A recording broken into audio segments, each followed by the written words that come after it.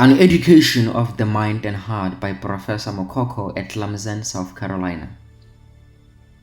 My journey of being a professor originated in Southern California after earning my MFA. I'm presently at Clemson University lecturing here and working on my doctorate. I value the notion of coexistence among human beings. I respect the idea of living people always feeling important and loved.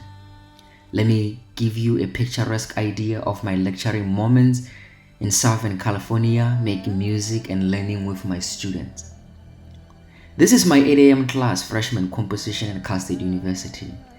And next, I have my class at a community college teaching grammar and composition.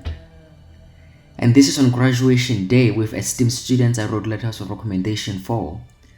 And this is my other class at a community college teaching composition.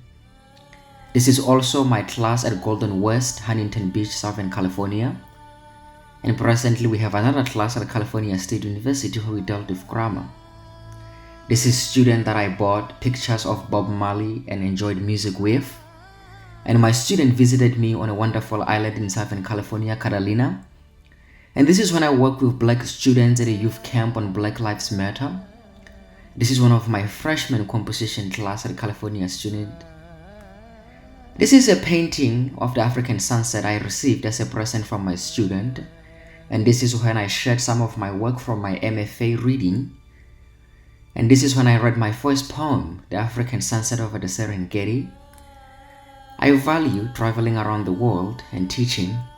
And at this moment, I would like to share how I find creativity to be intelligence having fun. And now I traverse to give you an idea of how positive teaching is for me. You got a friend in me. You got a friend in me. When the road looks rough ahead and miles from the nice warm bed, you just remember what your own pal said. For you got See, now when we post this, we were really singing together.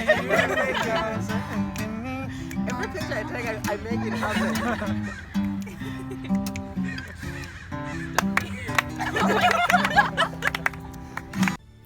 At Clemson University, I was welcomed by wonderful and hardworking students, and I taught these wonderful faces how to improve their written, oral, and digital literacies, talking about the rhetorics of power, class, gender, finance, and employment. Within these discussions, we also talked about how we should value our own diversity at our Clemson campus. And while making my imprint at Clemson University, I showed my students this very value of knowing the differences we all have and incorporate them in learning. Wind blows. When the wind blows what? When the wind blows if you were born in South Carolina.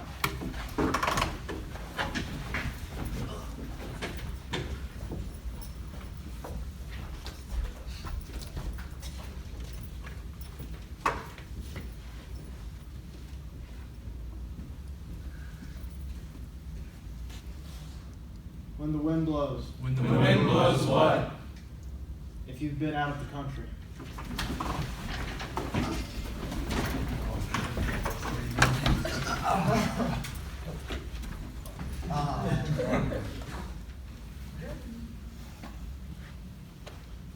When the wind blows. When the wind blows what? If you played soccer.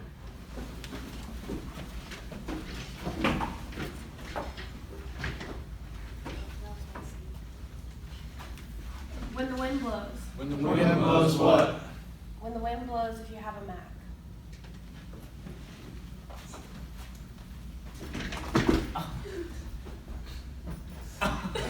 Pressure. When the wind blows. When the wind blows what? When the wind blows if you've lived on a farm. Anybody? No. It's a generic question that gets 10 people by in a chair. You come up with who's lived on a Well, farm. I don't know. I've already came up with two, so I mean, it's kind of hard. He's running. I have. When the wind blows. When the wind blows what? When the wind blows if you've been to New York City. I now invite you to see how my students learned the education of both the mind and heart through their projects. As much as it is a social or a physical battle as well. So that's why I chose my title. And then I have a quote from Martin Luther King Jr. that says, 100 years later, the life of the Negro is still sadly crippled by the manacles of segregation and the chains of discrimination. 100 years later, the Negro lives on a lonely island of poverty in the midst of a vast ocean of material prosperity. And that's a very powerful quote, like almost all of them from Martin Luther King, but I really like that because I feel like a lot of what he's saying kind of still applies today, and just the fact of how a lot of the society feels. And so I kind of have a timeline going here. So starting out with slavery on a plantation and just having a mindset starting out of being less than, being, discriminated against, being harmed and things like that. That's where it all started in America. And so coming from that, it can be difficult.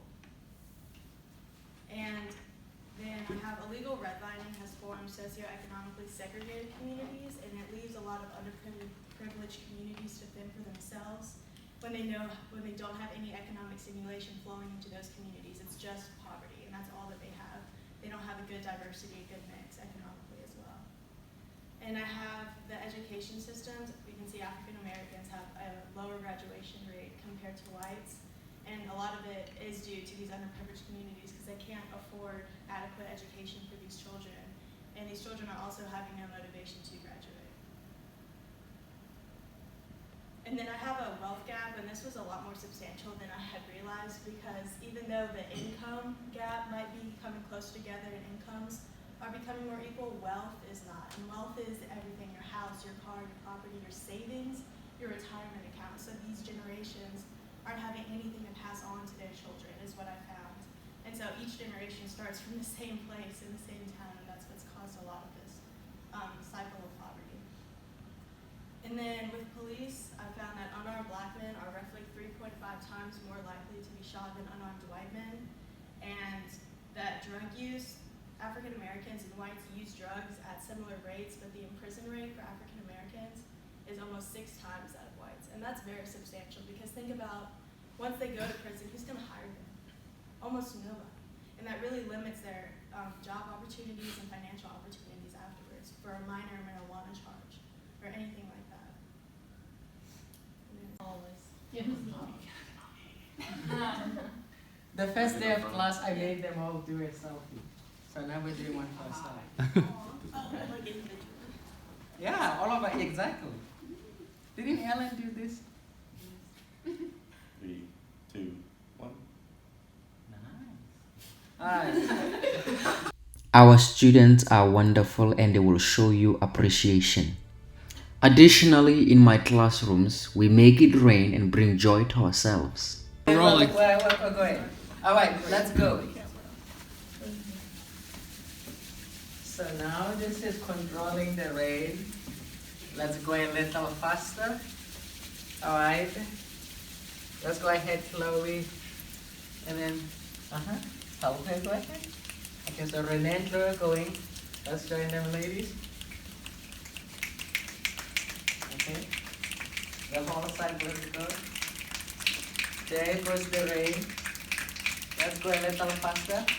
And then let's go. More, let's go. Alright, Renee and Chloe, go with you. Okay. Faster, let's go. Alright. Just even help them. Both you and I will go. Faster. Now with you. Okay. Just how. All of us, let's go. So the rain is falling louder. Then put up your feet.